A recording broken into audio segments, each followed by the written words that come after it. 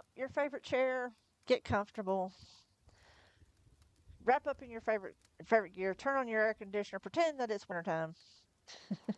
Put on your slippers and get you a nice good drink, nice comforting beverage, or a meal of your choice if you haven't already eaten for the day. And sit back and listen. We're starting a brand new book. It is the omnibus for the first three books of the Dresden Files. It's called Wizard for Hire. It's by a wonderful gentleman by the name of Jim Butcher. Absolutely love his work. Uh, Dresden Files was also a very short-lived TV series as well. If you can find it somewhere, I think they have it on Amazon. Go check it out because I mean, if you like supernatural kind of stuff, it'll be right up your alley. I highly recommend it. And this is called Wizard for Hire. It includes the books Stormfront, Full Moon, and Grave Peril. And we're starting with Stormfront. Probably go for about an hour and a half today, and then we're going to do hour and a half to 2 hours today, and then we're going to do some Dreamlight Valley because they got brand new content today. All right, here we go. For Debbie Chester, who taught me everything I really need to know about writing, and for my father, who taught me everything I really need to know about living. I miss you, Dad. Acknowledgements. Special thanks go out to Caroline, Fred, Deborah, Tara, and Corin, the original Harry Dresden fans. Without the perverse desire to make you guys scream at me to write the next chapter, Harry would never have gotten into so much trouble.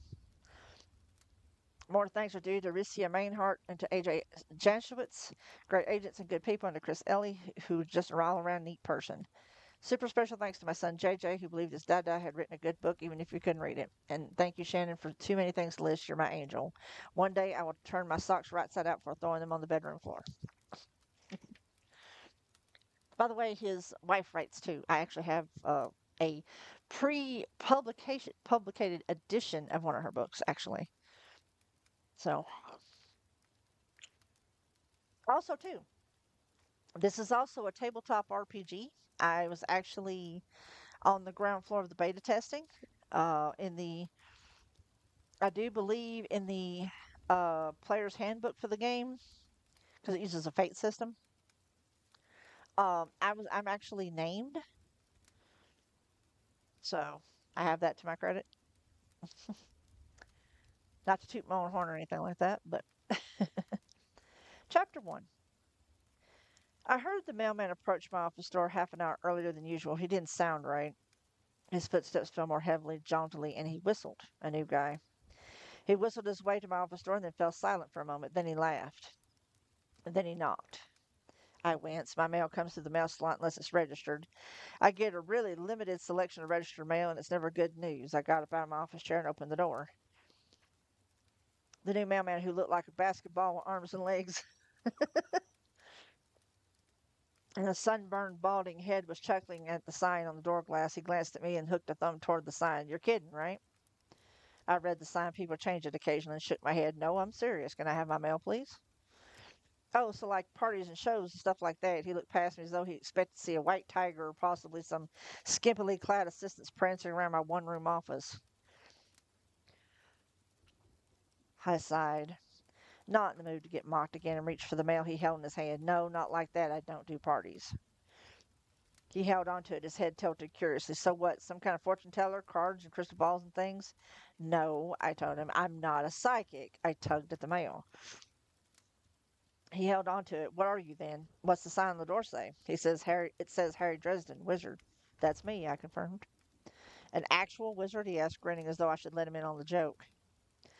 Spells and potions, demons and incantations, subtle and quick to anger. Not so subtle. I jerked the mail out of his hand and looked pointedly at his clipboard. Can I sign for my mail, please?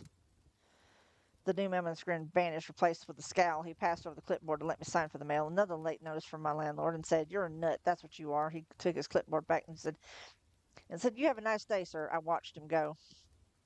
Typical. I muttered and shut the door. My name is Harry Blackstone Copperfield Dresden. Conjure by it at your own risk. I am a wizard. I work out of an office in Midtown Chicago. As far as I know, I'm the only openly practicing professional wizard in the country. You can find me in the Yellow Pages under Wizards. Believe it or not, I'm the only one there. My ad looks like this: Harry Dresden, Wizard. Lost items found, paranormal investigations, consulting, advice, reasonable rates, no love potions, endless purchase parties, or other entertainment. You'd be surprised how many people call just to ask me if I'm serious. But then, if you'd seen the things I'd seen, if you knew what half of what I knew, you'd wonder how anyone could not think I was serious. The end of the 20th century and the dawn of the new millennium had seen something of a renaissance in the public awareness of the paranormal. Psychics, haunts, vampires, you name it. People still didn't take them seriously. But all the things science had promised us hadn't come to pass. Disease was still a problem, starvation was still a problem. Violence and crime and war were still problems. In spite of the advance of technology, things hadn't changed the way everyone had hoped and thought they would. Science, the largest religion in the 20th century, had become somewhat tarnished by images of exploding space shuttles, crack babies, and a generation of complacent Americans who had allowed television to raise their children. People were looking for something. I think they just didn't know what.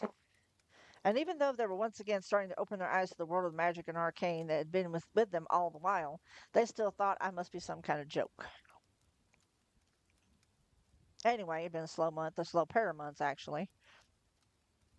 My rent from February didn't get paid till the 10th of March, and it was looking like it might be even longer until I got caught up for this month. My only job had been the previous week when I'd gone down to Branson, Missouri to investigate a country singer's possibly haunted house. It hadn't been. My client hadn't been happy with that answer and had been even less happy when I suggested he lay off any intoxicating substances and try to get some exercise and sleep, and see if that didn't help things more than an exorcism. I had gotten travel expenses plus an hour's pay and gone away feeling like I had done the honest, righteous, and impractical thing. I heard later that he hired a shyster psychic to come in and perform a ceremony with lots of incense and black lights. Some people. I finished up my paperback and tossed it into the done box. There was a pile of red and discarded paperbacks in the cardboard box on one side of my desk. The spine's bent and the pages mangled. I'm terribly hard on books. I was eyeing the pile of unread books, considering which to start next, given that I had no real work to do when my phone rang. I stared at it in somewhat surly fashion. We wizards are terrific at brooding. After the third ring, when I thought I wouldn't sound a little too eager, I picked up the receiver and said, Dresden. Oh, is this Harry Dresden, the wizard? Her tone was apologetic, although as though she were terribly afraid she was insulting me. No, I thought it's Harry Dresden, the lizard. Harry the wizard is one door down. It is the prerogative of wizards to be grumpy. It is not, however, the prerogative of freelance consultants who are late on the rent. So instead of saying something smart, I told the woman on the phone, "Yes, ma'am. How can I help you today?" She said, "I'm not sure. I've lost something. I think you could help me." Finding lost articles is a specialty, I said. What would I be looking for? There was a nervous pause. My husband, she said. She had a voice that was a little hoarse, like a cheerleader who'd been working a long tournament, but had enough waiting years in it to place her as an adult. My eyebrows went up. Ma'am, I'm not really a missing persons specialist. Have you contacted the police or a private investigator? No, she said quickly. No, they can't. That is, I haven't. Oh dear, this is so complicated. Not something someone can talk about on the phone. I'm sorry to have taken up your time, Mr. Dresden. Hold on now, I said quickly. I'm sorry, you didn't tell me your name. There was that nervous pause again, as though she were checking if she had written notes before answering. Call me Monica.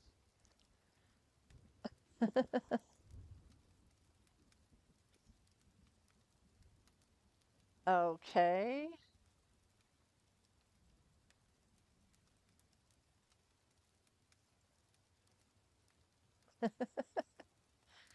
Yeah, trying out the new thing.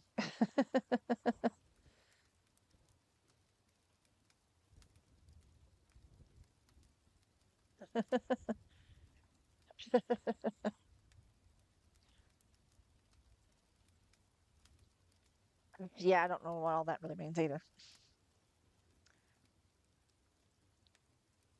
People who know diddly about wizards don't like to give us their names. They're convinced that if they give a wizard their name from their own lips, it could be used against them. Oh, okay. No, that's fine. No, it's basically I put you on a list of favorites for that stuff, and it may have just been an indicator like, hey, because I know I got an acceptance from Hunter, so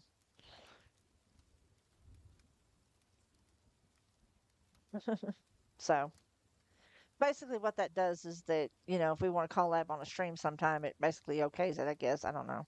I don't know how that works yet either. To be fair, they're right. I had to be as polite as harmless as I could. She was about to hang up out of pure indecision. I needed the job. I could probably turn hubby up if I worked at it. Okay, Monica, I told her, trying to sound as melodious and friendly as I could. If you feel your situation is of a sensitive nature, maybe you can come by my office and talk about it. If it turns out that I can help you best, I will, and if not, I can direct you to someone I think that can help you better. I gritted my teeth and pretended I was smiling. No charge. It must have been the no charge that did it. She agreed to come right out to the office and told me she would be there in an hour. That put her estimated arrival about 2:30, plenty of time to go out and get some lunch and get back to the office to meet her. The phone rang again almost the instant I put it down, making me jump. I peered at it. I don't trust electronics. Anything manufactured after the 40s is suspect and doesn't seem to have much of liking for me. You name it, cars, radios, telephones, TVs, VCRs, none of them seem to behave well for me.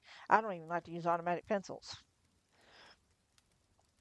I answered the phone with the same false cheer I had summoned up for Monica husband missing. This is Dresden. May I help you?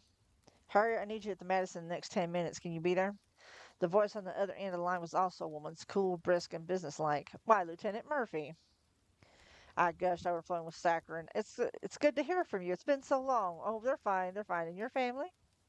Save it, Harry. I've got a couple of bodies here, and I need you to take a look around.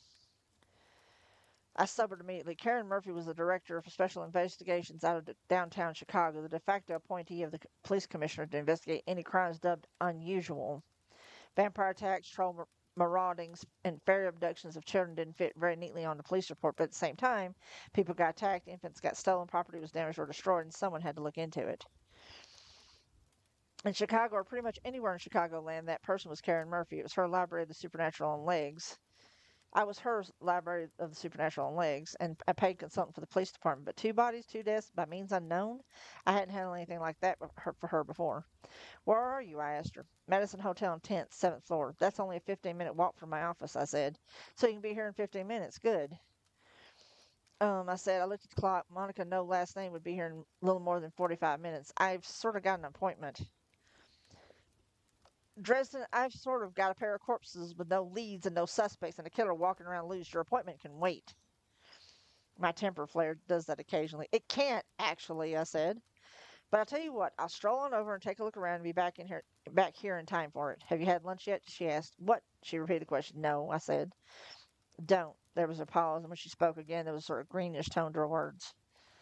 It's bad. How bad are we talking here, Murph? Her voice softened, and that scared me more than any images of gore or violent death could have. Murphy was the original tough girl, and she prided herself on never showing weakness. It's bad, Harry. Please don't take too long. Special Crimes is itching to get their fingers on this one, and I know you don't like people to touch the scene before you look around. I'm on the way, I told her, already standing and pulling on my jacket. 7th floor, she reminded me. See you there. Okay. I turned off the lights to my office and went out the door and locked it behind me, frowning. I wasn't sure how long it was going to take to investigate Murphy's scene, and I didn't want to miss out on speaking with Monica, asked me no questions.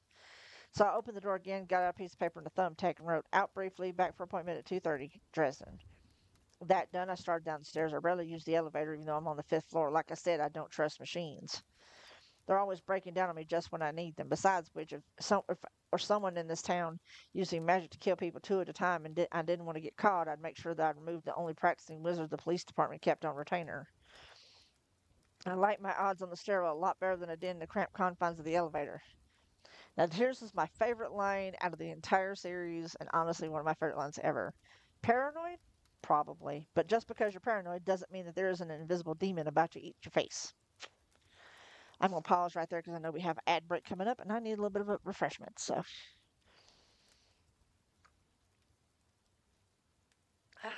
I love that. Paranoid? Maybe. But just because you're paranoid does not mean there isn't an invisible demon out there about to eat your face. Like I said, it's one of my favorite lines. Yo, Gatorade me, bitch.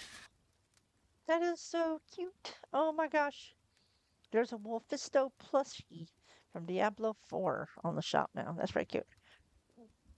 Yes, I just hydrated. Thank you. Um, here, ad break hasn't started, but I'm at a chapter, so I'm a little leery about starting. uh, ad break said it was going to start up any moment now, so I'm just going to take a brief break for a minute. Um, What I have planned for the remainder of the week. Yep, there it is. A minute and a half. What I have planned for the rest of the week is I'll be, like I said, I'm going to do this for about another hour and a half. Uh, we got Dreamlight a little later the stream. There'll be no stream tomorrow, of course. I will be streaming Friday, a little bit of crocheting, a little bit of maybe some gaming of some sort. Saturday, I will not be streaming because I have to work. Sunday, there will be a stream. I don't know what it's going to be. We'll see what happens. Monday, of course, again, I won't be streaming because of work. They've been kind of consistent in scheduling me of late. Uh, and then Tuesday and Wednesday, hopefully there will be some kind of stream. Wednesday, of course, will be more Dresden Files, of course. Uh, and actually, next week is Streamiversary, actually. So Tuesday for sure. Sunday starts my Streamiversary, technically. So Tuesday for sure there will be a stream, and it will be a very long one. Sort of Streamiversary slash subathon slash donathon. I will be doing some creative stuff on stream. I'll be doing some co-op gameplay. I'll be doing some cozy gaming, just a little bit of everything. Uh, and sadly, like I said, Thursday and Friday I will not be streaming that week because Thursday, of course, is my day off. Friday I have to work. It will culminate on Saturday with the Bash in Berlin pay-per-view that morning, stream in the afternoon, and then Sunday, since it is the first day of September, we will have our first spooky movie marathon at noon. MST, check your local listings. Welcome back from the ad break, and I am going to continue the reading. I will remind you all that about at the end of the stream. Chapter 2. Karen Murphy was waiting for me outside the Madison. Karen and I were studying contrast. Where I am tall and lean, she's short and stocky. Where I have dark hair and dark eyes, she's got Shirley Temple blonde locks and baby blues. Where my features are all lean and angular with a hawkish nose and a sharp chin, hers are round and smooth and with the kind of cute nose you'd expect on a cheerleader. It was cool and windy, like it usually is in March, and she wore a long coat that covered her pantsuit. Murphy never wore dresses, though I suspected she'd have muscular, well-shaped legs like a gymnast. She was built for function and had a pair of trophies in her office from Aikido tournaments to prove it. The funny thing about it is in the series, they actually made her a brunette. I don't know why. Her hair was cut short, shoulder length and whipped out wildly in the spring wind. She wasn't wearing earrings, and her makeup was of sufficient quality and quantity that it was tough to tell she had on any at all. She looked more like a favorite aunt or a cheerful mother than a hard-bitten homicide detective. "Don't you have any other jackets, Dresden?" she asked as I came within hailing distance. There were several police cars parked illegally in front of the building. She glanced at my eyes for half a second, then away quickly. I had to give her credit. It was more than most people did. It wasn't really dangerous unless you did it for several seconds, but I wasn't used to. But I was used to anyone who knew I was a wizard making a point not to glance at my face. I looked down at my black canvas duster with its heavy mantling and waterproof lining and sleeves actually long enough for my arms. What's wrong with this one? It belongs on the set of El Dorado.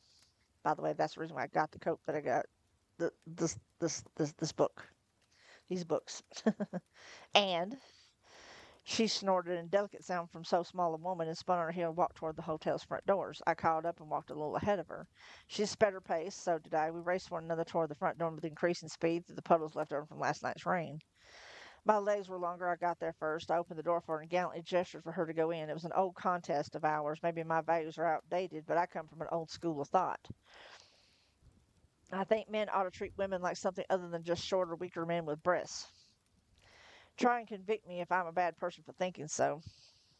I enjoy treating a woman like a lady, opening doors for her, paying for shared meals, giving flowers, all that sort of thing. It irritates the hell out of Murphy, who had to fight and claw and play dirty with the hairiest man in Chicago to get as far as she has. She glared up at me while I stood there holding open the door, but there was a reassurance about the glare of relaxation. She took an odd sort of comfort in our ritual, annoying as she usually found it. How bad was it up on the 7th floor, anyway? We rode the elevator in a sudden silence. We knew one another well enough by this time that silences were not uncomfortable. I had a good sense of Murphy, an instinctual grasp for her moods and patterns of thought, something I develop Whenever I'm around someone for any length of time, whether it's a natural talent or a supernatural one, I don't know. My instincts told me that Murphy was tense, stretched as tight as piano wire. She kept it off her face, but there was something about the set of her shoulders and neck, the stiffness of her back that made me aware of it. Or maybe I was just projecting it onto her. The confines of the elevator made me a bit nervous. I licked my lips and looked around the interior of the car. My shadow and Murphy's fell on the floor, and almost as though they were sprawled there. There was something about it that bothered me, a nagging little instinct that I blew off as a case of nerves. Steady, Harry. She let out a harsh breath just as the elevator slowed, then sucked in another one before the doors could open, she were planning on she as though she were planning on holding it for as long as we were on the floor and breathing only when she got back in the elevator again. Now, fair warning, there is a lot of description to this next bit, so I apologize. Blood smells a certain way, a kind of sticky, almost metallic odor, and the air was full of it when the elevator doors opened. My stomach quailed a little bit, but I swallowed manfully and followed Murphy out of the elevator and down the hall past a couple of uniformed cops who recognized me and waved me past without asking to see the laminated card the city had gave me. Granted, even in a big city department like Chicago PD, they didn't exactly call in a horde of consultants. I went down in the paperwork as a psychic consultant, I think, but still unprofessional, the boys in blue. Murphy preceded me into the room. The smell of blood grew thicker, but there wasn't anything gruesome behind door number one. The outer room of the suite looked like some kind of sitting room done in rich tones of red and gold, like a set from an old movie in the 30s, expensive looking, but somehow faux nonetheless. Dark, rich leather covered the chairs, and my feet sank into the thick, rust-colored shag of the carpet. The velvet velour curtains had been drawn, and although the lights were all on, the place still seemed a little too dark. The okay, let's see, a little too sensual in its textures and colors. It wasn't the kind of room where you sit and read a book. Voices came from a doorway to my right. Wait here a minute, Murphy told me, and then she went through the door to the right of the entryway into what I supposed was the bedroom of the suite. I wandered around the sitting room with my eyes mostly closed, noting things: leather couch, two leather chairs, stereo and television, a black glossy entertainment center, champagne bottle warming in a stand holding a brimming tub of what had been ice the night before with two empty glasses set beside it. There was a red rose petal on the floor clashing with the carpeting, but then in that room, what didn't? A bit to one side on the skirt of one of the leather recliners was a little piece of satiny cloth. I bent at the waist and lifted the skirt with one hand, careful not to touch anything. A pair of black satin panties, a tiny triangle with lace coming off the points lay there. One strap snapped as though the thong had simply been torn off. Kinky. The stereo system was a state of the art, although not an expensive brand. I took a pencil from my pocket and pushed the play button with the eraser. Gentle, sensual music filled the room. A low bass, a driving drum beat, wordless vocals, and the heavy breathing of a woman's background. The music continued for a few seconds more, and then it began to skip over a section about 2 seconds long, repeating it over and over again. I grimaced. Like I said, I have this effect on machinery. It has something to do with being a wizard, with working with magical forces. The more delicate and modern the machine is, the more likely that something will go wrong if I get close enough to it. I can kill a copier at 50 paces. The love suite, came a man's voice, drawing the word love into love. What do you think, Mr. Man? Hello, Detective Carmichael, I said without turning around. Carmichael's rather light, nasal voice had a distinctive quality. He was Murphy's partner in the resident skeptic, convinced that I was nothing more than a charlatan scamming the city out of its hard-earned money. Were you saving the panties to take home for yourself, or did you just overlook them? I turned and looked at him. He was short and overweight and balding, with beady, bloodshot eyes and a weak chin. His jacket was rumpled, and there were food stains on his tie, all of which served to conceal a razor intellect. He was a sharp cop and absolutely ruthless at tracking down killers. He walked over the chair and looked down. Not bad, Sherlock, he said, but that's just foreplay. Wait till you see the main attraction. I'll have a bucket waiting for you. He turned and killed the malfunctioning CD player with a jab from the eraser end of his own pencil. I widened my eyes out to let him know how terrified I was and walked past him and into the bedroom, and regretted it. I looked, noted details mechanically, and quietly shut the door on the part of my head that started screaming the second I entered the room. They must have died sometime the night before, as rigor mortis had already set in. They were on the bed. She was astride him, body leaned back, bowed like a dancer's, the curves of her chest making a lovely outline. He stretched beneath her, a lean, powerfully built man, arms reaching out and grasping at the satin sheets, gathering them in his fists. Had it been an erotic photograph, it would have made a striking tableau. except that the lovers' rib cages on the upper left side of their torsos had expanded outward through their skin, the ribs jabbing out like ragged snapped knives. Arterial blood had sprayed out of their bodies all the way to the mirror on the ceiling, along with pulp, gelatinous mass of flesh that had to be what remained of their hearts. Standing over them, I could see into the upper cavity of their bodies. I noticed now the now grayish lining around the motionless left lungs and the edges of the ribs, which apparently were forced outward and snapped by some force within. It definitely cut down the erotic potential. The bed was in the middle of the room, giving it a subtle emphasis. The bedroom followed the decor of the sitting room, a lot of red, a lot of plush fabrics, a little over the top, unless viewed in candlelight.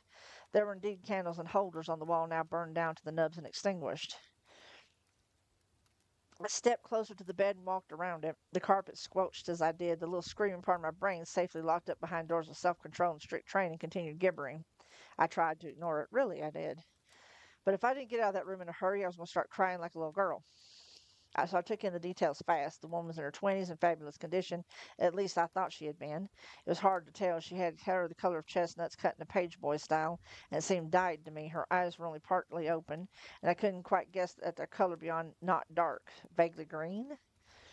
The man was probably in his 40s and had the kind of fitness that came from a lifetime of conditioning. There was a tattoo on his right bicep, a winged dagger that the pull of the satin sheet half concealed. There were scars on his knuckles, layers deep, and across the lower abdomen was a vicious, narrow, puckered scar that I guess must have come from a knife wound. There were discarded clothes around tucks for him, a little sheath of a black dress and a pair of pumps for her. There were a pair of overnight bags, unopened and neatly set neatly aside, probably by a porter. I looked up. Carmichael and Murphy were watching me in silence. I shrugged at them. Well, Murphy demanded, are we dealing with magic here, or aren't we? Either that or it was really incredible sex, I told her. Carmichael snorted. I laughed a little too, and that was all that the screaming part of my brain needed to slam open the doors I'd shut on it. My stomach revolted and heaved, and I lurched out of the room. Carmichael, true to his word, had set a stainless steel bucket outside the room, and I fell to my knees, throwing up. It only took me a few seconds to control myself again, but I didn't want to go back into that room. I didn't need to see what was there anymore. I didn't want to see the two dead people whose hearts had literally exploded out of their chests. And someone had used magic to do it. They'd used magic to wreak harm on another, violating the first law. The White Council was going to go into collective apoplexy. This hadn't been the act of a malign spirit or a malicious entity or the attack of one of the many creatures of the Never Never like vampires or trolls. This had been premeditated, a deliberate act of a sorcerer, a wizard, a human being able to tap into the fundamental energy of creation and life itself. It was worse than murder. It was twisted, wretched perversion. As though someone had bludgeoned another person to death with a Botticelli, it turned something of beauty into an act of utter destruction. If you've never touched it, it's hard to explain. Magic is created by life, and most of all by the awareness, intelligence, emotions of a human being. To end such a life with the same magic that was born from it was hideous, almost incestuous somehow. I sat up again, was breathing hard, shaking, and tasting the bile in my mouth when Murphy came back out of the room with Carmichael. All right, Harry, Murphy said, let's have it. What do you see happening here? It took a moment to collect my thoughts before answering. They came in, they had some champagne, they danced for a while, made out over there by the stereo. Then went into the bedroom. They were there for less than an hour. It hit them when they were getting to the high point. Less than an hour, Carmichael said. How do you figure? CD was only an hour and 10 long. Figure a few minutes for dancing and drinking, then they're in the room. Was the CD playing when they found them? No, Murphy said. Then it hadn't been set on a loop. I figured they wanted music just to make things perfect, given the room and all. Carmichael grunted sourly. Nothing we hadn't already figured out for ourselves, he said to Murphy. He better come up with more than this. Murphy shot Carmichael a look that said, shut up, then said softly, I need more, Harry. I ran one of my hands back over my hair. There's only two ways anyone could have managed this. The first is by evocation. Evocation is the most direct, spectacular, noisy form of express magic or sorcery. Explosions, fire, that sort of thing. But I doubt it was an evocator who did this. Why? Murphy demanded. I heard her pencil scritching on the notepad she always kept with her. Because you have to be able to see or touch where you want your effect to go, I told her. Line of sight only. The man or woman would have had been in there in the room with them. Tough to hide forensic evidence with something like that. And anyone who's skilled enough to pull off a spell that would have had the sense to use a gun instead. It's easier. What's the other option? Murphy asked. Thaumaturgy, I said. As above, so below. Make something happen on a small scale and give it the energy to happen on a large scale. Carmichael snorted. What bullshit. Murphy's voice sounded skeptical. How would that work, Harry? Could it be done from somewhere else? I nodded. The killer would need to have something connect him or her to the victims: hair, fingernails, blood samples, that sort of thing. Like a voodoo doll? Exactly the same thing, yes. There's fresh dye in the woman's hair, Murphy said. I nodded. Maybe if you can find out where she got her hair styled, you can find something out. I don't know. Is there anything else you could tell me that would be of use? Yes, the killer knew the victims, and I'm thinking it was a woman. Carmichael snorted. I don't believe we got to sit here and listen to this. 9 times out of 10, the killer knows the victim. Shut up, Carmichael, Murphy said. What makes you say that, Harry? I stood up and rubbed my face with my hands. The way magic works, whenever you do something with it, it comes from inside of you. Wizards have to focus on what they're trying to do, visualize it, believe in it to make it work. You can't make something happen if it isn't a part of you inside.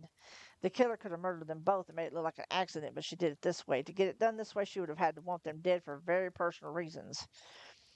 To be willing to reach inside them like that. Revenge, maybe. Maybe you're looking for a lover or a spouse. And also because when they died in the middle of sex. It wasn't a coincidence. Emotions are kind of a channel for magic, a path that can be used to get to you. She picked up a time when they'd be together and be charged up with lust. She got samples to use as a focus, and she planned it out in advance. You don't do that to strangers. Crap, Carmichael said, but this time it's more of an absent-minded curse than anything directed at me. Murphy glared at me. You keep saying she challenged me. Why the hell do you think that? I gestured toward the room. Because you can't do something that bad without a whole lot of hate, I said. Women are better at hating them. Women are better at hating the men. They can focus it better, let it go better. Hell, witches are just plain meaner than wizards.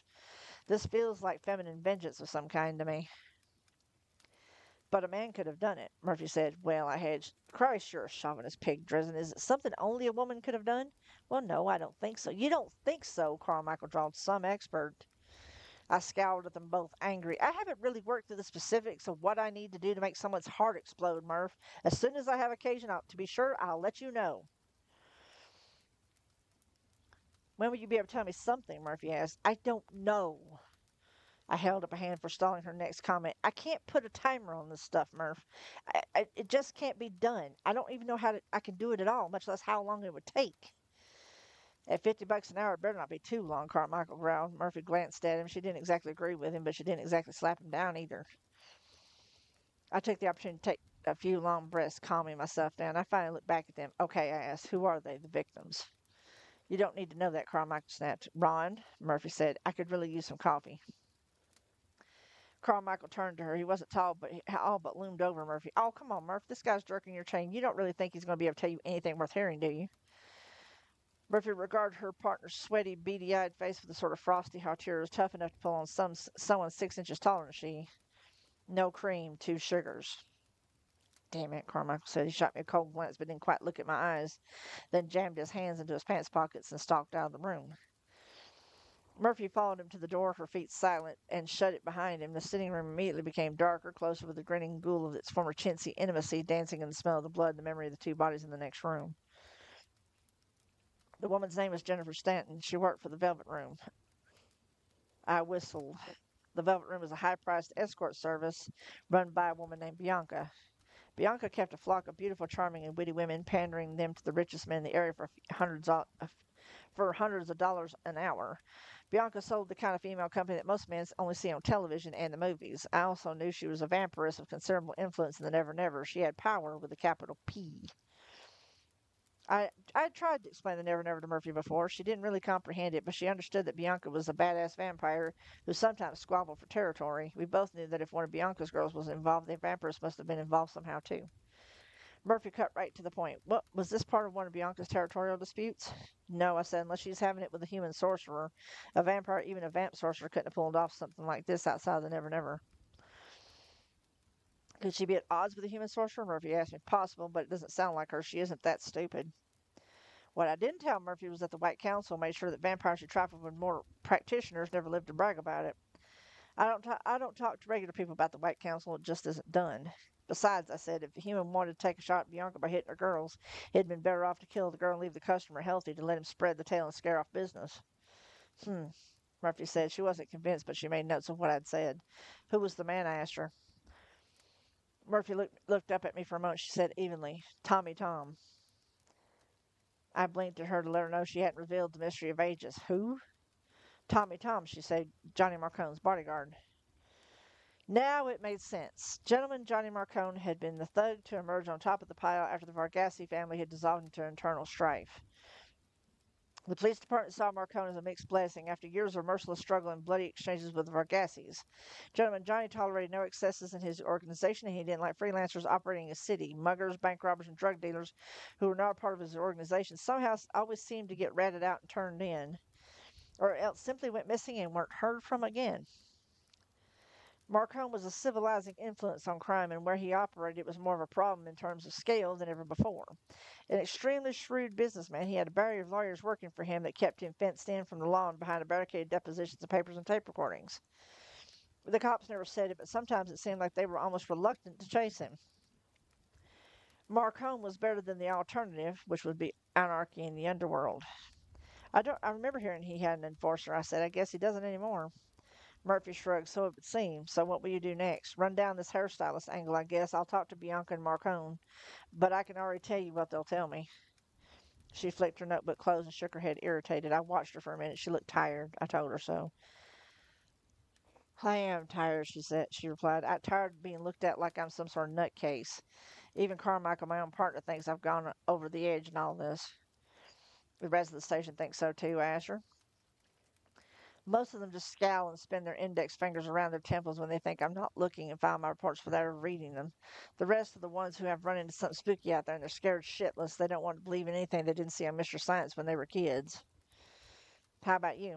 Me? Murphy smiled, a curving of her lips that was a vibrantly feminine expression, making her look entirely too pretty to be such a hard ass. The world's falling apart at the seams, Harry. I guess I just think people are pretty arrogant to believe that we've learned everything there is to know in the past century or so. What the hell? I can buy that we're just now starting to see the things around us in the dark again. It appeals to the cynic in me. I wish everyone thought like you do. I said it would cut down on my crank calls. She continued to smile at me impish, but could you imagine a world where all the radio stations played ABBA? We shared a laugh. God, that room needed a laugh. Hey, Harry, Murphy said, grinning. I could see the wheels spinning her head. Yeah. What you said about being able to figure out how the killer did this, about how you're not sure you can do it. Yeah. I know it's bullshit. Why'd you lie to me about it? I stiffened. Christ, she was good. Or maybe I'm just not much of a liar. Look, Murph, I said, there are some things you just don't do.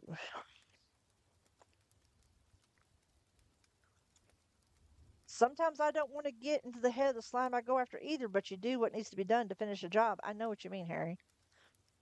No, I said shortly, you don't know.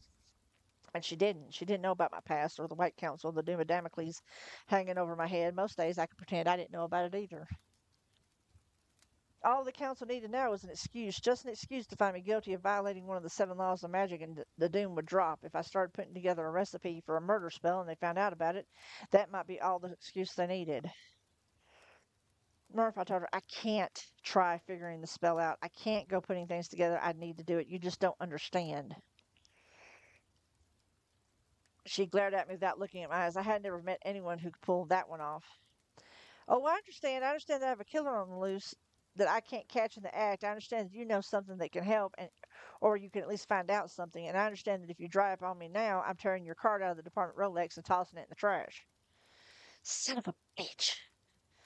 My consulting for the department paid a lot of my bills. Okay, most of my bills. I could sympathize with her, I suppose. If I was operating in the dark like she was, I'd be nervous as hell, too. Murphy didn't know anything about spells or rituals or talismans, but she knew human hatred and violence all too well. It wasn't as though I was actually going to be doing any black magic, I told myself. I was just going to be figuring out how it was done. There was a difference. I was helping the police in an investigation, nothing more. Maybe the White Council would understand that. Yeah, right. And maybe one of these days I'd go to an art museum and become well rounded.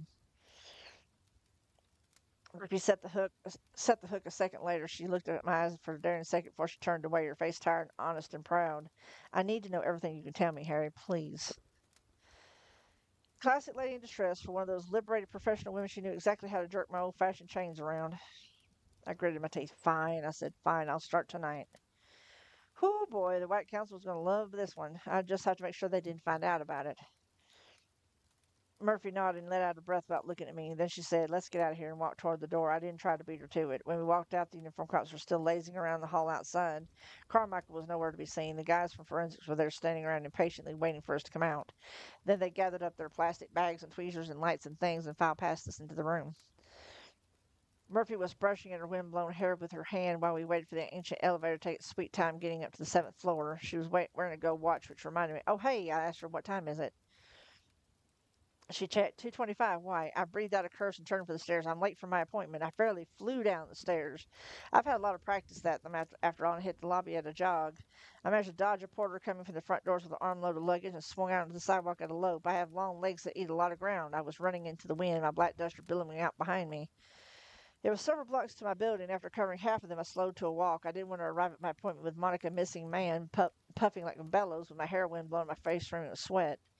Blame it on being out of shape from an inactive winter season, but I was breathing hard. It occupied enough of my attention I didn't see the dark blue Cadillac until it pulled up beside me, and a rather large man had stepped out onto the sidewalk in front of me. He had bright red hair and a thick neck. His face looked like someone had smashed it flat with a board repeatedly when he was a baby, except for his jutting eyebrows. He had narrow little blue eyes that got narrow as I sized him up. I stopped and backed away and turned around. Two more men, both of them as tall as me and a good deal heavier, were slowing down from their own jog. They had apparently been following me, and they looked annoyed. One was limping slightly, and the other wore a buzz cut that had been spiked up straight with some kind of styling gel. I felt like I was in high school again, surrounded by bullying members of the football team. "Can I help you, gentlemen?" I asked. I looked around for a cop, but they were all over at the Madison, I suppose. Everyone likes to gawk. "Get in the car," one in front of me said. One of the others opened the rear door. "I like to walk. It's good for my heart." "You don't get in the car, it isn't going to be good for your legs," the man growled. A voice came from inside the car. "Mr. Hendricks, please be more polite. Mr. Dresden, would you join me for a moment? I'd hoped to give you a lift back to your office, but your abrupt exit made it somewhat problematic. Perhaps you'll allow me to convey you the rest of the way." I leaned down and looked in the back seat. A man of handsome, unassuming features, dressed in a casual sports jacket and Levi's, regarded me with a smile. "And you would be?" I asked him. His smile widened. I swear it made his eyes twinkle. "My name is John Marcone. I would like to discuss business with you." I stared at him for a moment, then my eyes slid aside to a very large, very overdeveloped Mr. Hendricks. The man growled under his breath, and it sounded like Cujo just before he jumped at the woman in the car. I didn't feel like duking it out with Cujo and his two buddies, so I got in the back of the caddy with gentleman Johnny Marcone. It was turning out a very busy day, and I was still late for my appointment. I am going to take a brief break to hydrate yet again. Is it another chapter? I try to hydrate between chapters. I'm starting to feel like I'm losing my voice, though.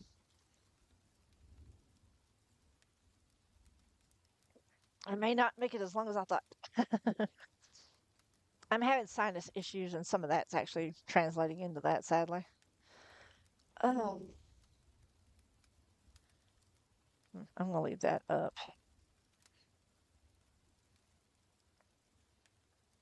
because I won't see that later.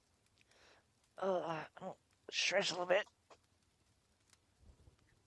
I can't believe I've already been going for about over an hour already. But half hour of that was me just catching everybody up with everything. So I've only been actually reading for almost an hour.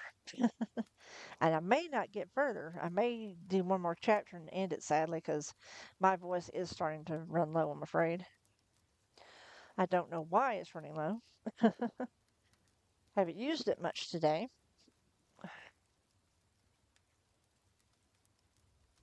I'm going to get another cough drop. Well, no, I'm going to leave off the cough drops. I think that may be part of the problem. Anyway, let me get back to it. Chapter 3. Oh, excuse me. Gentleman Johnny Marcone didn't look like the sort of man who would have my legs broken or my jaw wired shut. His salt and pepper hair was cut short, and there were lines from sun and smiling etched in the corners of his eyes. His eyes were green and well-worn dollar bills. He seemed more like a college football coach, good-looking, tanned, athletic, enthusiastic. The impression was reinforced by the man he kept with him. Cujo Hendricks hulked like an all-pro player who had been ousted for extreme unnecessary roughness. Cujo got in the car again, glowered at me in the rearview mirror, and then pulled out on the street, driving slowly toward my office. The steering wheel looked tiny and delicate in his huge hands. I made a mental note. Do not let Cujo put his hands around your throat or hand. It looked almost like only one of them could manage it. The radio was playing, but as I got in the car, it fouled up, squealing feedback over the speakers. Hendricks scowled and thought about it for a second. Maybe he had to relay the message through his second brain or something. Then he reached out and fiddled with the knobs before finally turning the radio off. At this rate, I hoped the car would make it all the way to my office. "Mr. Dresden," Marcone said, smiling, "I understand you work for the police department from time to time." "They throw the occasional tidbit my way," I agreed. "Hey, Hendricks, you should really wear your seatbelt. Statistics say you're 50 or 60% safer." Cujo growled at me in the rear view again. And I beamed at him. Smiling has always seemed to annoy people more than actually insulting them. Or maybe I just have an annoying smile.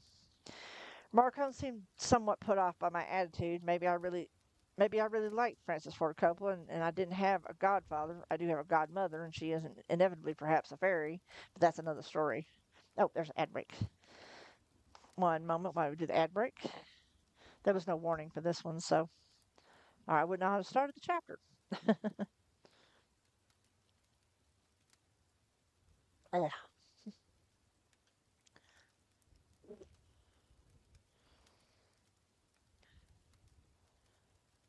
does it still say I have an update when I don't have an update? That makes no sense.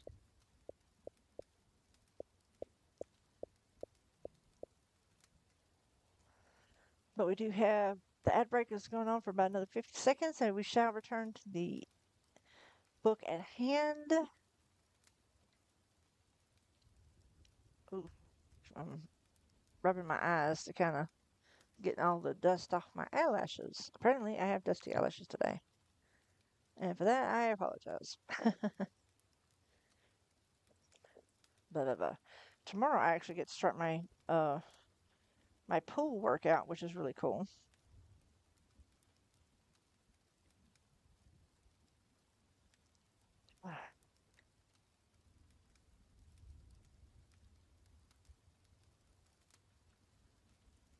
I've been having sinus issues. That's probably why my throat's a little tired too. Ad break ends in 5 seconds. I do appreciate your patience. We will get back to the ring in just a moment. And we're back. Now back to Harry and Gentleman Marcone. Mr. Dresden, he said, how much would it cost to retain your services?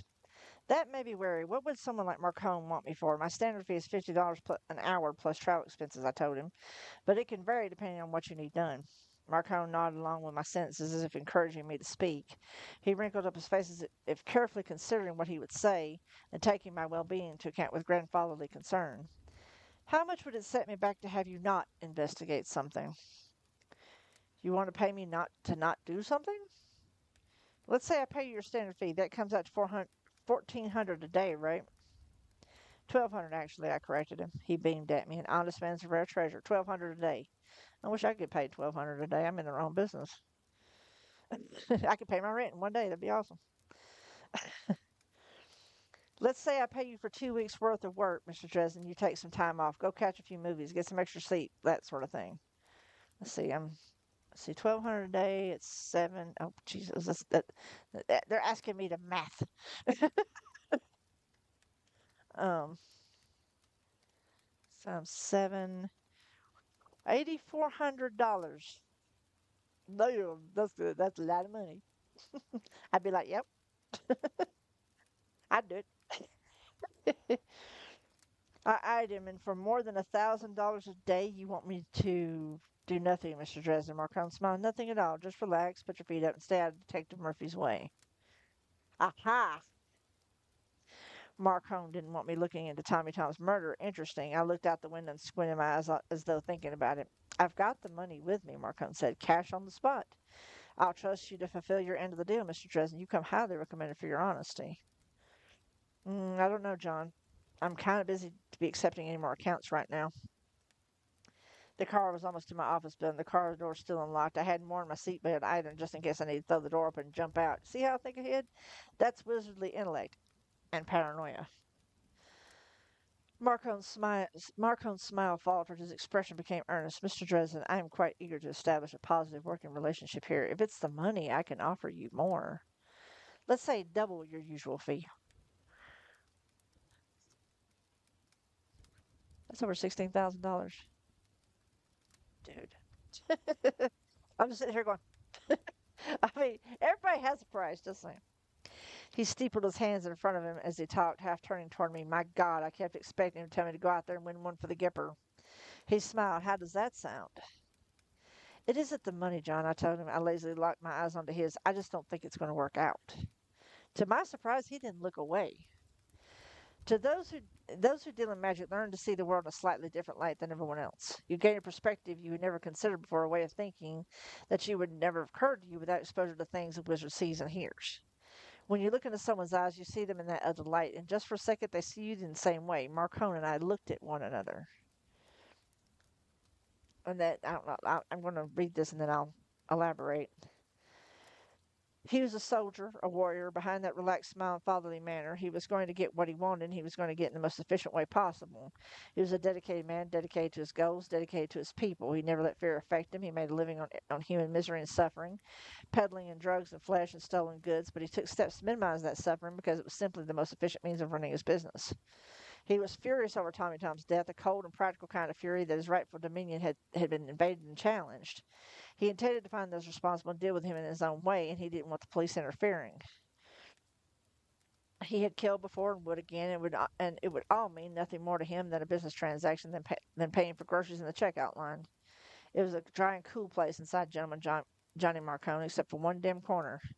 There, hidden away from his everyday thoughts, there lurked a secret shame. I couldn't quite see what it was, but I knew that somewhere in the past there was something that he would give anything to undo, would spill blood to erase. It was from that dark place that he drew his resolve, his strength. And that was the way I saw him when I looked inside past all his pretenses and defenses, and I was, on some instinctual level, certain that he had been aware of what I would see if I looked. That he had deliberately met my gaze, knowing that he would give away. That was his purpose in getting me alone. He wanted to take a peek at my soul. He wanted to see what sort of man I was. When I look into someone's eyes, into their soul, their innermost being, they can see mine in return. The things I had done, the things I was willing to do, the things I was capable of doing. Most people who did that got really pale, at least. One woman had passed out entirely. I didn't know what they saw when they looked in there. It wasn't a place I poked around much myself. John Marcone wasn't like other people who had seen my soul. He didn't even blink an eye. He just looked in the cess, and after a moment had passed, he nodded at me as though he had understood something. I got the uncomfortable impression that he had duped me, that he found out more about me than I had about him. The first thing I felt was anger at being manipulated, anger that he should presume to soul gaze upon me. Just a second later, I felt scared to death of this man. I had looked at us on his soul and had been solid and barren as a stainless steel refrigerator. It was more than unsettling. He was strong inside, savage and merciless without being cruel. He had a tiger's soul. In psychological terms, they would brand him as a sociopath. All right, then, he said smoothly as though nothing had happened. I won't try to force my offer on you, Mr. Dresden. The car was slowing down as it approached my building, and Hendricks pulled over in front of it. But let me offer you some advice. He had dropped the father to son talking to son act and spoken in a calm and patient voice. If you don't charge for it, thank God for wisecracks. I was too rattled to have said anything intelligent. Marcone almost smiled. I think you'll be happier if you come down with the flu for a few days. This business that Detective Murphy has asked you to look into doesn't need to be dragged out into the light. You won't like what you see. It's on my side of the fence. Just let me deal with it, and it won't ever trouble you. Are you threatening me? I asked him. I didn't think he was, but I didn't want him to know that. It would have helped if my voice hadn't been shaking. No, he said frankly, I have too much respect for you to resort to something like that. They say that you're the real thing, Mr. Dresden, a real magus. They also say I'm nutty as a fruitcake. I choose which I listen to very carefully, Marcone said. Think about what I've said, Mr. Dresden. I do not think our respective lines of work need to overlap often. I would as soon as not make an enemy of you over this matter. I clenched my jaw with my finger and spat words out at him quick and hard. You don't want to make an enemy of me. You don't want to make an enemy of me, Marcone. That wouldn't be smart. That wouldn't be smart at all. He narrowed his eyes at me, lazy and relaxed. He could meet my eyes by then without fear. We had taken a measure of one another. It would not happen in such a way again. You really should try to be more polite, Mr. Dresden, he said. It's good for business. I didn't give him an answer to that. I didn't have one that wouldn't sound frightened or stupidly macho. Instead, I told him, if you ever lose your car keys, give me a call. Don't try offering me money or threats again. Thanks for the ride. He watched me, his expression never changing, as I got out of the car and shut the door. Hendricks pulled out and drove away after giving me one last dirty look. I had soul gazed on several people before. It wasn't the sort of thing you forgot. I had never run into someone like that, someone so cool and controlled. Even other practitioners I had met gazes with had not been that way. None of them simply assessed me like a column of numbers and filed away for reference in future equations. I stuck my hands in the pockets of my duster and shivered as the wind hit me. I was a wizard throwing around real magic, I reminded myself. I was not afraid of big men and big cars. I do not get rattled by corpses blasted from life by magic more intense than anything I could imagine. Really. Honest. But those dollar bill colored eyes, backed by that cooling, nearly passionless soul, had me shaking as I took the stairs back up to my office. I'd been stupid. He had surprised me, and the sudden intimacy of the soul gaze had startled and frightened me. All added together had caused me to fall apart, throwing threats at him like a frightened school kid. Mark Hone was a predator. He practically smelled my fear. If he got to thinking I was weak, I'd feel that polite smile and fatherly facade would vanish as thoroughly and as quickly as it appeared. What a rotten first impression. Oh well, at least I was going to be on time for my appointment. I'm going to take another beverage break here. Pardon me for a moment. Hope y'all are enjoying this. I'm going to attempt to read for another half hour, but like I said, my voice already feels like it's starting to fade, so and I'm probably going to need it for later in the stream. So, uh, I think I'll try to get to chapter 5, and then because that one's fairly short, so I'm gonna call that a day on at chapter 5. And we got, like I said, this contains 3 books. Actually, yeah, chapter 5 is not that long. I mean, chapter 4 is not that long, so we'll take care of that, and then we'll switch to gaming because I think it'll just be better for me all over. Chapter 4. Monica No Last Name was standing outside my office when I got there, writing on the back of the note I'd left taped to my office door. I walked up to her. I walked toward her, and she was too intent upon her writing to look up. She was a good-looking woman in her mid-30 somethings, ash blonde hair that I thought must be natural after a morbid and involuntary memory of the dead woman's dye job. Her makeup was tasteful and well applied. Her face was friendly and with enough roundness of cheek to look fresh-faced and young, and enough fullness of mouth to look very feminine. She was wearing a long full skirt of palest yellow with brown riding boots, a crisp white blouse, and an expensive-looking green cardigan over it to ward off the chill of early spring. She had to be in good shape to pull off a color combination like that, and she did. She did it. Overall, it was naggingly familiar. Looked something like Annette Funicello or Barbara Billingsley, or maybe wholesome and all-American. Monica, I asked. Put on my most innocent, friendly smile. She blinked at me as I approached. Are you, Harry? I smiled and offered her my hand. Harry Dresden, ma'am. That's me. She took my hand after a tiny pause and kept her eyes firmly focused on my chest. At this point, I was just glad to be dealing with someone who was too nervous to risk looking at my eyes. I gave her a firm but gentle handshake and let go of her, brushing past her to unlock the office door and open it up. I apologized for being late. I got a call from the police that I had to look in on. You did, she asked. You mean the police? She waved fingers instead of finishing her sentence and entered when I held the door before. Sometimes, I nodded. They run into something and want my take on it. What sorts of things? I shrugged and swallowed. I thought of the corpses at Madison and felt green. When I looked up at Monica, she was studying my face, chewing her lip nervously. She hurriedly averted her gaze. Can I get you some coffee? I asked her. I shut the door behind us and flicked on the lights. Oh, no, no, no, thank you. I'm fine. She stood there looking at my box of discarded paperbacks and holding her purse over her tummy with both hands. I thought she might scream if I said boo. So I made sure to move carefully and slowly, making myself a cup of instant coffee. I breathed in and out, going through my familiar motions until I calmed down from my encounter with Marcone. By the time I was done, so was my coffee. I went to my desk and invited her to have a seat in one of the 2 chairs across from me. Okay, Monica, I said, what can I do for you today? Well, I told you that my husband was, she nodded at me, gesturing. Missing? I supplied. Yes, she said with an exhalation of almost relief, but he's not mysteriously missing or anything, just gone. She flushed and stammered, just like he packed up a few things and left, but he didn't say anything to anyone. He hasn't shown up again. I'm concerned about him. Uh-huh, I said. How long has he been gone? This is the 3rd day, she said. I nodded. There must be some reason why you're coming to me rather than a private investigator of the police. She blushed again. She had a good facial blushing, fair skin that colored girlishly. It was quite fetching, really. Yes, he had been interested in magic. Yes, he'd been buying books on it in the religious section at the bookstore, not those Dungeons and Dragons games, the real thing. He bought some of those tarot cards. She pronounced it like carrot. Amateurs. Yeah, I've heard it pronounced tarot. I've heard it pronounced Terra. Trust me, and it's almost as bad as being at work and somebody wants a cry cut machine. Oh boy. Anyway, worked hooked on phonics. Worked for me. And you think his disappearance might have something to do with his interest? I'm not sure, she confessed, but maybe. He was very upset. He had just lost his job and was under a lot of pressure. I'm worried about him. I thought whoever found him might need to be able to talk to him about all this stuff. She took a deep breath as if the effort of completing so many sentences without a single had tired her. I'm still not clear on this. Why me? Why not the police?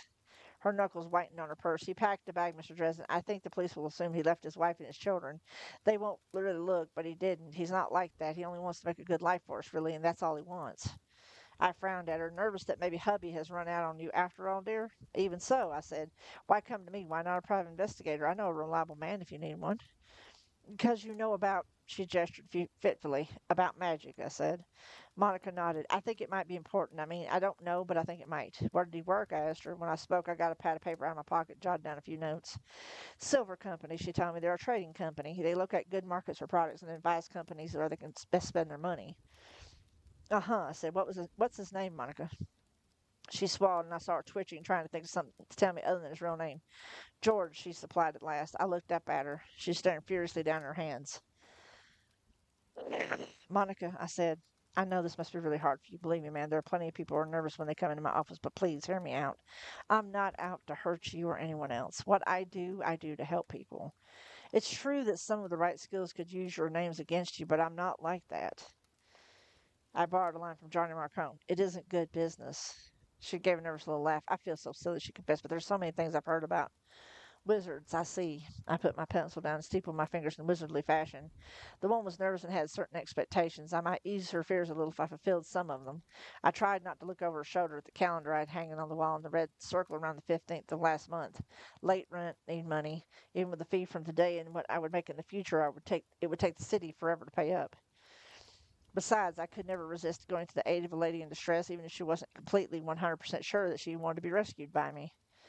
Monica, I told her there are powers in the universe that most people don't even know about. Powers that we still don't fully understand. The men and women who work with these powers see things in a different light than regular people. They come to understand things in a slightly different way. This sets them apart. Sometimes it breeds unwarranted suspicion and fear. I know you've read books and seen movies about how horrible people like me are, and that whole "suffer not a witch to live" part of the Old Testament hasn't made things all roses.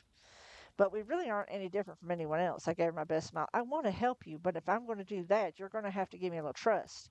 I promise. I give you my word that I won't disappoint you. She saw her take the sin and chew on it for a while staring down at her hands. Victor, she said at last. Victor Sells. All right, I said, picking up my pencil and duly noted. Is there any place that he might have gone that you couldn't think of offhand? She nodded. The lake house. We have a house down by, she waved her hand. The lake?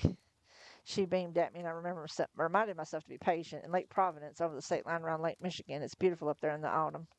Okay, then, are you aware of any friends he might have run off to see, family he might have visited, anything like that? Oh, Victor wasn't on speaking terms with his family. I never knew why. He didn't talk about them, really. We've been married for 10 years, and he never once spoke of them. Now, see, that right there, ladies and gentlemen, that's a red flag.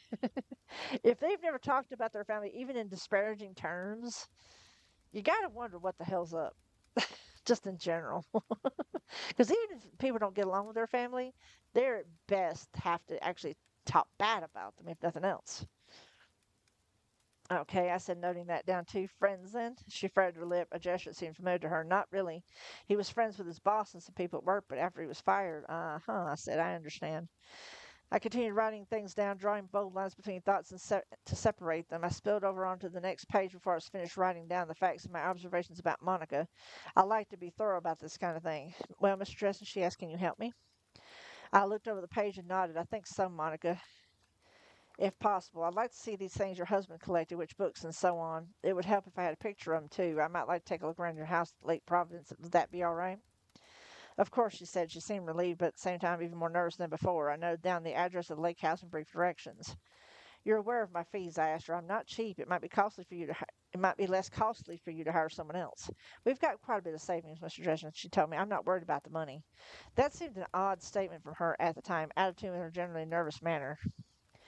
Well, then I told her I charge $50 an hour plus expenses. I'll send you an itemized list of what I do so you'll have a good idea of what I'm working on. A retainer is customary. I'm not going to guarantee that I work exclusively on your case. I try to handle each of my customers with respect and courtesy, but so I can't put any one of them before the other. She nodded to me emphatically and reached into her purse. She drew out a white envelope, passed it over to me. There's 500 inside, she told me. Is that enough for now? There I go, having to do math again. Let's see, that's every 2 hours. That's 10 hours, I think. I think. Let's see. So it's 100 every 2 hours. So yeah, that's 10 hours, I think. No, 5 hours. No, yeah, 10 hours. Because 5 hours would be, yeah, 250. So yeah. I can't math. Cha-ching, $500 would take care of last month's rent and a good bit of this month's too. God, I wish I had his kind of apartment. But then again, this was written in, let me see, this was written in 2000. Yeah, it'd be nice to have $500 cover last month's rent and part of this one. That'd be great. I could get into this bit with nervous clients wanting to preserve the anonymity of their checking accounts from my supposed sorcerer's mate. Cash always spends. That'll be fine, yes, I told her. I tried not to follow the envelope. At least I wasn't crass enough to dump the money on my desk and count it out. She drew out another envelope. He took most of his things with him, she said. At least I couldn't find them where he usually keeps them, but I did find this. There was something in the envelope making it bulge, an amulet, ring, or charm of some kind, I was betting. The third envelope came out of her purse. The woman must be compulsively well organized. There's a picture of him in here and my phone number inside. Thank you, Mr. Dresden. When will you call? As soon as I know something, I told her. Probably by tomorrow afternoon or Saturday morning. Sound good? She almost looked at my eyes, caught herself, and smiled directly at my nose instead. Yes, yes, thank you so much for your help. She glanced up at the wall. Oh, look at the time. I need to go. School's almost out. She closed her teeth over her words and flushed again, as though embarrassed that she let such an important fact about her slip out. I'll do whatever I can, ma'am, I assured her, rising and walking her to the door. Thank you for your business. I'll be in touch soon.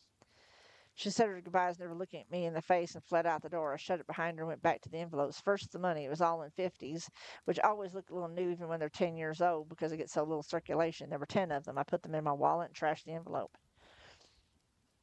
The envelope with the photo in it was next. I took it out and regarded a picture of Monica and a man of lean and handsome features with a wide forehead and shaggy eyebrows that skewed his handsomeness off onto a rather eccentric angle.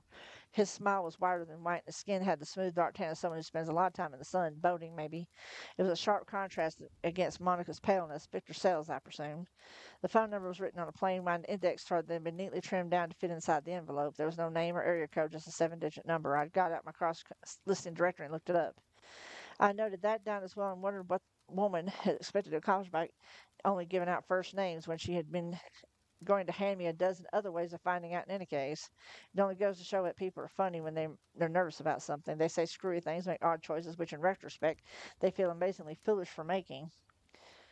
Basically, what he's trying to say is that by her handling the money, the picture, and all that, he could have just basically divinated who she was from all that resonance. I would have to be careful not to say anything to rub that in when I spoke to her again. I trashed the second envelope and opened the last one, turning it upside down over my desk. The brown husk of a dead, dried scorpion glistening with some sort of preservative glaze clicked down onto my desk. A supple braided leather cord led off from a ring set through the base of its tail so that if it was worn, it would hang head down, tail up, curled over the dried body to point at the ground. I shuddered. Scorpions were symbolically powerful in certain circles of belief. They weren't usually symbols of anything good or wholesome either. A lot of petty, mean spells could be focused around a little talisman like that. If you wore it next to your skin, as such things are supposed to be worn, the prickly legs of the thing would be constantly poking in agitation at your chest, a continual reminder that it was there. The dried stinger at the tail's tip might actually pierce the skin of anyone who tried to give the wearer a hug. Its crab-like pincers would catch in a man's chest hair, scratch at the curve of a woman's breast. Nasty, unpleasant thing, not evil as such, but you sure as hell weren't likely to do happy, shiny things with magic with such an item around your neck. Maybe Victor Sells had gotten involved in something real, something that absorbed his attention. The art could do that to a person, particularly the darker aspects of it. If he had turned it into it in despair after losing his job, maybe that would explain his sudden absence from his home.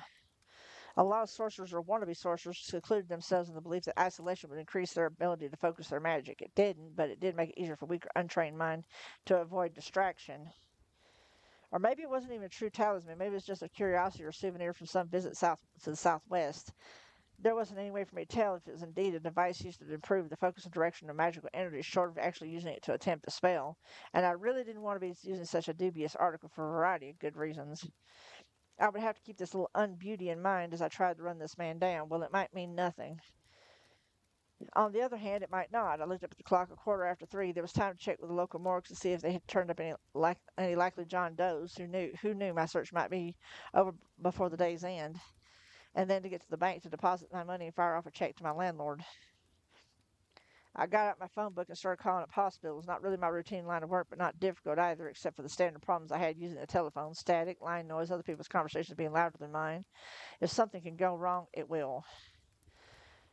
Once I thought I saw something out of the corner of my eye, a twitch of motion from the dried scorpion that sat on my desk. I blinked and stared at it. It didn't move. I cautiously extended my senses toward it like an invisible hand, feeling about for any traces of enchantment or magical energy. Nothing. It was as dry of enchantment as it was of life.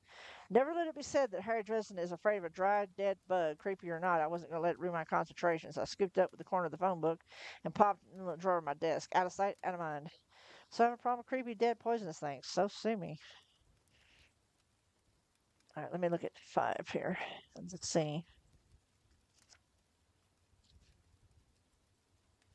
Eh, I think I can do 5 as well. Let me take one more drink. 5 would actually get us to the um, actual stopping point. Chapter 5. McNally's is a pub a few blocks from my office. I go there when I'm feeling stressed or when I have a few extra bucks to spend on a nice dinner. A lot of us fringe types do that. Oh, thanks for that snoozing. I appreciate it. Mac, the pub's owner, is used to wizards and all the problems that come along with us. There aren't any video games at McNally's. There are no television or expensive computer trivia games. There isn't even a jukebox. Mac keeps a player piano instead. It's less likely to go haywire around us. I say pub in all the best senses of the word. Now, when he describes this, honestly, I wouldn't mind having one like this. And I think somebody actually went and did it, which was pretty cool. I have to look it up for sure, but if I find out some information, I'll let y'all know. When you walk in, you take several steps down into a room with a deadly combination of low clearance and ceiling fans. If you're tall like me, you walk carefully in McNally's. There are 13 stools at the bar and 13 tables in the room. 13 windows set up high in the wall in order to be above ground level. Let some light from the street into the place. 13 mirrors on the walls cast back reflections of the patrons and dim detail and give the illusion of more space. 13 wooden columns carved from the likenesses from folktales and legends of the old world make it difficult to walk around the place without weaving a circuitous route. They also quite intentionally break up the flow of random energies, dispelling to one degree or another the auras that gather around broody, grumpy wizards and keep them from manifesting in unintentional and colorful ways. The colors are all muted, earth browns and sea greens. The first time I entered McNally's, I felt like a wolf returning to an old favorite den. Mac makes his own beer, ale really, and it's the best stuff in the city. His food is cooked on a wood-burning stove, and you damn well walk your own self over to the bar and pick up your order when it's ready. According to Mac, it's my sort of place. Sounds like a really fun place, though. Since the calls to the morgues had turned up nothing, I kept a few bills out of Monica Sell's retainer and took myself to McNally's. After the kind of day I had, I deserved some of Mac's ale and someone else's cooking. It was going to be a long night, too, once I went home and started trying to figure out how whoever it was had pulled off the death spell used on Johnny Marcone's hatchet man, Tommy Tom, and his girlfriend, Jennifer Stanton. Dresden, Mac greeted me when I sat down at the bar. The dim, comfortable room was empty, but for a pair of men I recognized by sight at the back table playing chess. Mac is a tall, almost gangly man of indeterminate age, though there's a sense to him that speaks enough wisdom and strength that I wouldn't venture that he was less than 50. He has squinty eyes and a smile that's rare and mischievous when it manifests. Mac never says much, but when he does, it's almost always worth listening to. I've always pictured Mac more as a former adventurer. You know, this has a D&D tavern feel. Not gonna lie. Hey there, Mac, I hailed him. Been one hell of a day. Give me a steak sandwich, fries, and ale. Ugh, Mac said. He opened the bottle of his ale and began to pour it warm, staring past me into the middle distance. He does that with everyone. Considering his clientele, I don't blame him. I wouldn't chance looking them in the face either. You hear about what happened at the Madison? Ugh, he confirmed. Nasty business. Such an inane comment apparently didn't merit even a grunted reply. Max set my drink out and turned to the stove behind the bar, checking the wood and raking it back and forth to provide even heating for it. He picked up a pre-thumbed newspaper nearby and scanned the headlines. Hey, look at this, another 3-hour rampage. Jesus, this stuff is worse than crack. The article detailed the virtual demolition of a neighborhood grocery store by a pair of 3-eyed junkies who were convinced that the place was destined to explode and wanted to beat destiny to the punch. Ugh, you ever see anything like this? Max shook his head. They say the stuff gives you the third sight, I said, reading the article. Both junkies had been admitted to the hospital and were in critical condition after collapsing at the scene. But you know what? Mac looked back at me from the stove while he cooked. I don't think that's possible. What a bunch of crap trying to sell these poor kids on the idea that they can do magic. Mac nodded at me. If it was serious stuff, the department would have already called me by now. Mac shrugged, turned back to the stove, and he squinted up and peered into the dim reflection of the mirror behind the bar. Harry, he said, you were followed. I'd been too tense for too much of the day to avoid feeling my shoulders constrict with a sudden twinge. I put both hands around my mug and brought a few phrases of quasi-Latin to mind. It never hurt for me to be ready to defend myself in case someone was intending to hurt me. I watched someone approach a dim shape. In the reflection cast by the ancient worn mirror, Mac went on cooking unperturbed. Nothing much perturbed Mac. I smelled her perfume before I turned around. "Why, Miss Rodriguez," I said, "it's always pleasant to see you." She came to an abrupt stop a couple paces from me, apparently disconcerted. One of the advantages of being a wizard is that people always attribute anything you do to magic if no other immediate explanation leaps to mind. She probably wouldn't think that about her perfume giving her identity away when she could have assigned my mysterious blind identification of her to my mystical powers. "Come on," I told her. "Sit down and I'll get you a drink while I refuse to tell you anything." "Harry," she admonished me, "you don't know what I'm here on. You don't know I'm here on business." She sat down on the bar stool next to me. She was a woman of average height and striking dark beauty, wearing a crisp business jacket and skirt, hose, pumps. Her dark straight hair was trimmed in a neat cut at the end of the nape of her neck and was part of the dark skin of her forehead, emphasizing the lazy appeal of her dark eyes. "Susan," I chided, "you wouldn't be in this place if you weren't. Did you have a good time in Branson?" Susan Rodriguez was a reporter for the Chicago Arcane, a yellow magazine that covered all sorts of supernatural and paranormal events throughout the Midwest. Usually the events they covered weren't much better than Monkey Man seen with Elvis's love child, or JFK's mutant ghost of Duck's shape-shifting Girl Scout. But once in a great while, the Arcane covered something that was real, like the unsealing incursion of 1994 when the entire city of Milwaukee had simply vanished for 2 hours. Gone. Government satellite photos showed the river valley covered with trees and empty of life or human habitation. All communication ceased. Then a few hours later, there it was, back again, and no one in the city itself was the wiser. She'd also been hanging around my investigation in Branson the previous week. She'd been tracking me ever since, interviewing me for a feature story right after I'd opened up my business. I had to hand it to her. She had instincts and enough curiosity into her to get her 10 kinds of trouble. She had tricked me into meeting her eyes at the conclusion of our first interview, eager young reporter investigating angle for on her interviewee. She was the one who had fainted after we so gazed. She smirked at me. I liked her smirk. It did interesting things to her lips, and hers were already attractive. "You should have stayed around for the show," she said. "It's pretty impressive." She put her purse on the bar and slid up onto the stool beside me. "No, thanks," I told her. "I'm pretty sure it wasn't for me." My editor loved the coverage. She's convinced it's going to win an award of some kind. "I can see it now," I told her. "Mysterious visions haunt drug-using country star. Real hard-hitting paranormal journalism, that." I glanced at her and she met my eyes without fear. She didn't let me see if my jibe had ruffled her. "I heard you got called in by the SI director today," she told me. She leaned toward me. Enough of that glance down, I would have afforded a very interesting angle to the view of her white shirt. "I'd love to hear you tell me about this one, Harry." She quirked a smile at me that promised things. I almost smiled back at her. "Sorry," I told her. "I have a standard non-disclosure agreement with the city." "Something off the record, then?" she asked. "Rumor has it these killings were pretty sensational." "Can't help you, Susan," I told her. "Wild horses couldn't drag it out of me, etc." "Just a hint," she pressed. "A word of comment. Something sure between two people who are very attracted to one another. Which two people would that be?" She put an elbow on the counter, propped her chin in her hand, studying me through narrowed eyes and thick, long lashes. One of the things that appealed to me about her is that even though she used her charm and femininity relentlessly in the pursuit of her story, she had no concept of just how attractive she really was.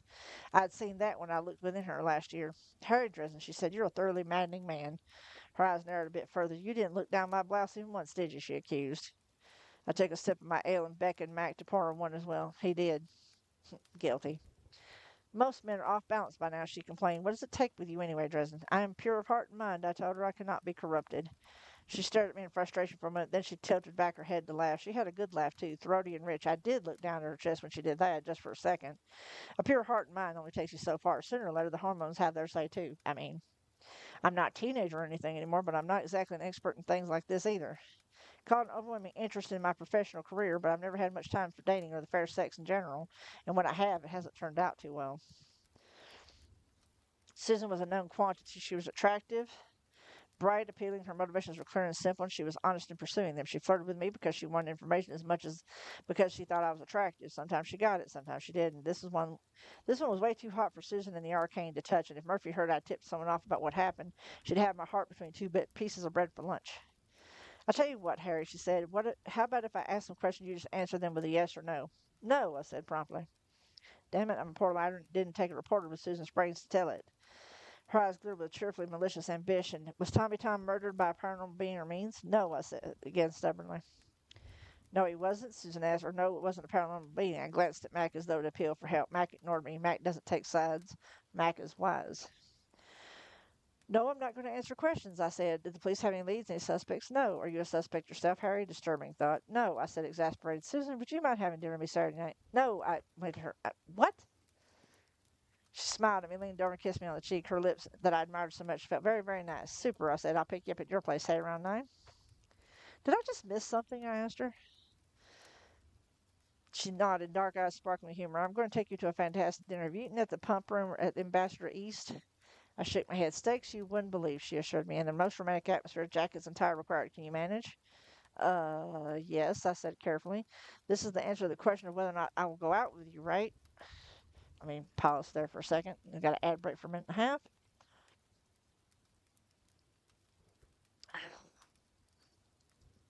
I'm almost done with the chapter, ironically enough. Uh,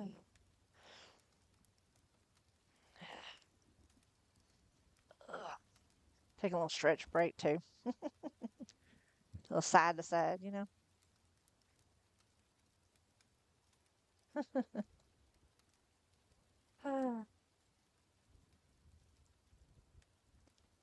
But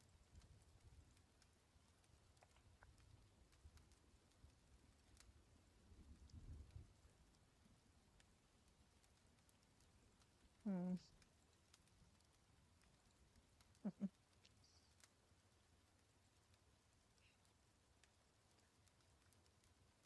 got about 30 more seconds on that. And we'll be back to the reading in just a moment. Um, oh, excuse me. And probably going to do that. I'm going to take a quick BRB, use the restroom, that kind of thing. Um, sure. I don't know if it's just me, but I may need something a little better than the tea, I think. I may try to swig of the apple soda. All right, welcome back from the ad break. We do apologize for that inconvenience. We're back to the reading. No, Susan said with a smile. That was the answer I tricked out of you, but so you're stuck there. I just want to make sure you own something besides jeans and button-down Western shirts. Oh, yes, I said. Super, she repeated and kissed me on the cheek once more as she stood up and gathered her purse. Saturday, then. She drew back and quirked her smirky little smile at me. It was a killer look, sultry and appealing. I'll be there with bells on. She turned and walked out. I sort of turned to stare after her. My jaw slid off the bar as I did and landed on the floor. Had I just agreed to a date or an interrogation session? Probably both, I muttered. Max slapped my steak sandwich and fries down in front of me. I put down some money morosely and he made change. She's going to do nothing but try and trick information out of me that I shouldn't be giving her, Mac, I said. Mac agreed. Why did I say yes? Mac shrugged. She's pretty, I said, smart and sexy. Any red-blooded man would have done the same thing. Max snorted. Well, maybe not you. Max smiled a bit, mollified. Still, it's going to make trouble for me. I must be crazy to go for someone like that. I picked up my sandwich and sighed. Dumb, Max said. I just said she was smart, Mac. Mac's face flickered in that smile, and it made him look years younger, almost boyish. Not her, he said. You. I ate my dinner and had to admit he was right. This threw a wrench into my plans. My best idea for poking around Sell's Lake House and getting information had to be carried out at night, and I already had tomorrow night slated for a talk with Bianca, since I had a feeling Murphy and Carmichael would fail to turn up any cooperation from the vampiress. That meant I would have to drive out to Lake Providence tonight, since Saturday night was now occupied by the date with Susan, or at least the pre-midnight portion was.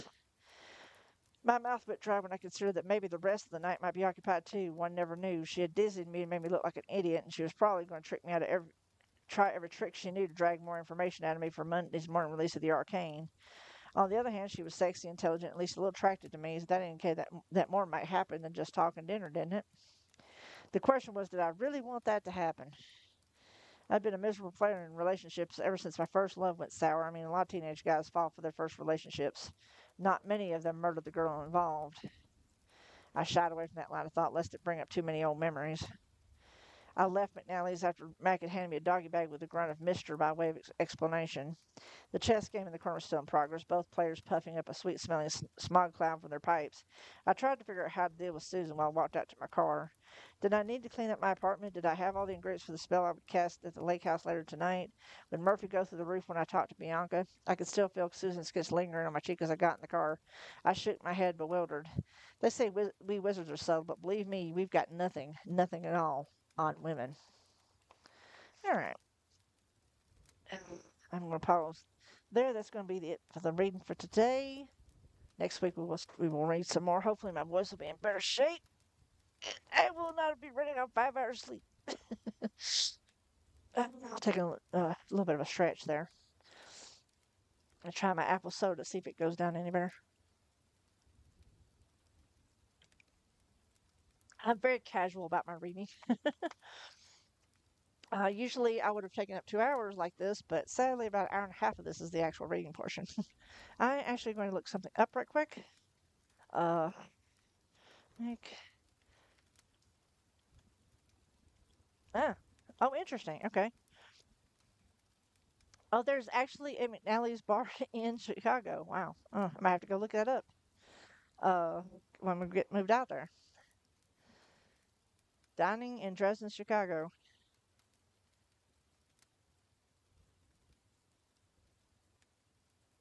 Let's see.